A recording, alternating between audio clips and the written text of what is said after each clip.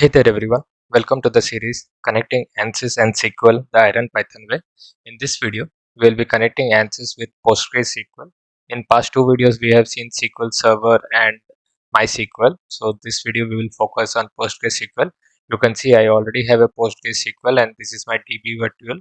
So this is not a RDBMS system, it's just a tool to access all relational database management system. So in this you can see I have MySQL, PostgreSQL, and even SQL Server. In PostgreSQL, I have a database name as Postgre.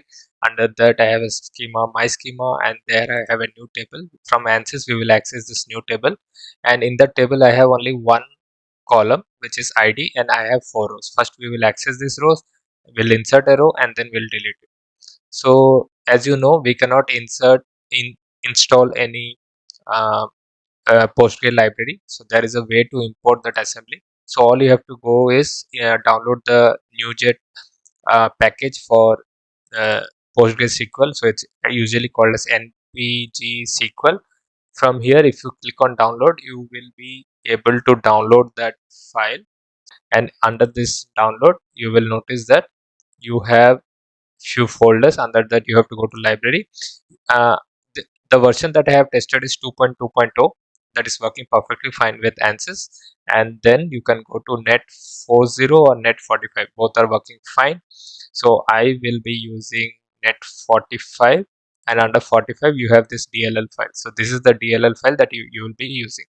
I have placed this DLL in a folder. So I will go to Ansys mechanical and then start importing this. So first thing that I need to do is I will import few things. So first thing is I have my username password for the SQL Server in one folder, which is d.d and then common, and I will append to this path. You can have it inside your notebook as well.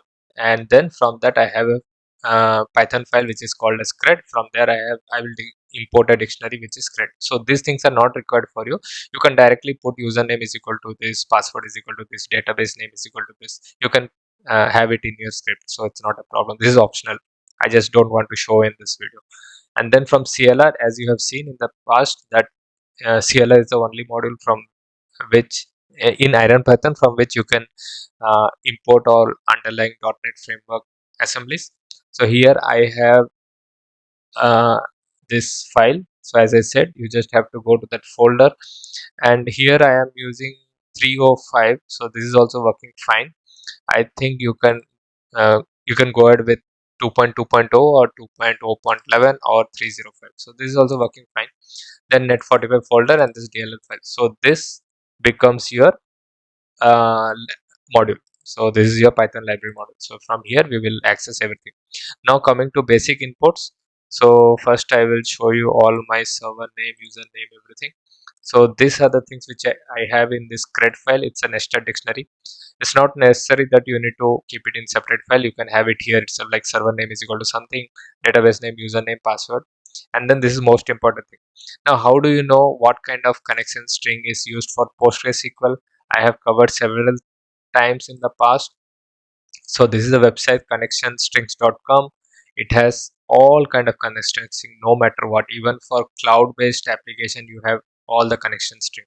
So you just have to go to PostgreSQL, and here you have to search for .NET connection. So this is the one .NET, not this.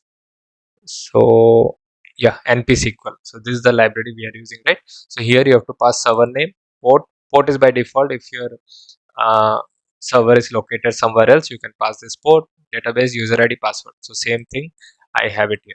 So you can see I have server name, database, user ID, password. It's a string, and then I insert in this string. Using the string format, I insert server name first, database name, user ID, and password, and then I create a connection using this. So these things are common, and everything is similar with MS SQL Server and MySQL. And from here, most important things are the query and the command. So in this command, this is kind of method 3. Method 1 and 2 we are not following. So method 3 we send query and connection together using the npg SQL command, which is under this library. And then we will do that. We will open the connection. try to access the data, and then we will print it. So this is a script, and this script is very much same with all other kind of SQL Server. We open the connection, we read it, and then we print couple of things like whether this table is having any data or not. So it will be reader dot has rows. If it has rows, it will it's a boolean, it will return true or false. These are number of column counts, so it's like field counts. Then I will read all the files. So what this reader dot read does is it will go through each files one after another till it reaches end of the file. If you don't do that, if you have 100 rows, you have to write reader dot read 100 times. So instead of that, we use a while loop till the end of the file. It will keep on looping, and then reader of id, as you know. Let me show that side by side as well. So I have this server here. Here you can see I have only one id, so you can pass the index as well. So if you do reader of index 0, then also it will work. Now let's run and see. And once you execute, you will see first one is has rows, yes, true.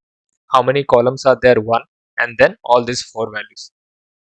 So this was about getting the data. So this is actually execute query. Now we will go to non-execute query. So here we will first insert a value.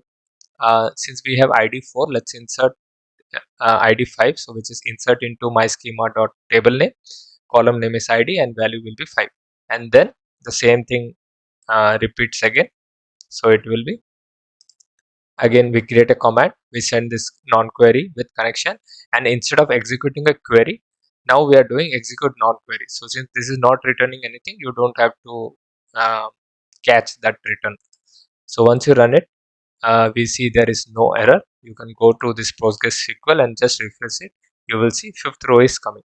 Instead of this, if I just type, it will be delete from this table where id is equal to 5. So what will happen is this 5 will be deleted. So let's run it. No no error. If I refresh, and you will see 5. You can also delete 2. For example, if I do 2 and run, you will see no error. If I refresh it, you will see 134.